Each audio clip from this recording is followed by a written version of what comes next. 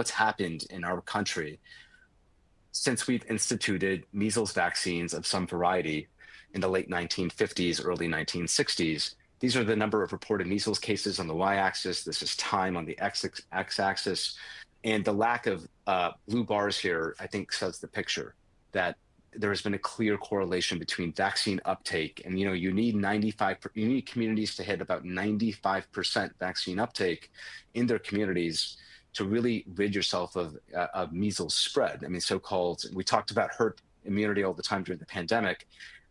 That's the concept that bears itself out. If you have high rates of vaccines, of uptake of the measles vaccines in these communities, you're going to see this trend line, as we showed here, from the 1960s on up to 2020, where there's a lot of progress. And so that's why we're so focused on this. I will say, just to talk about it real quick, the safety profile of the measles vaccine, this gives me a lot of, especially because what ends up happening is children that are unvaccinated, perhaps living in communities where we know misinformation is rampant right now. We're seeing it in pretty astonishing and shocking ways. I'm having to respond to this. I know many of you on the call are in healthcare and are doing your work, and we really appreciate this. This is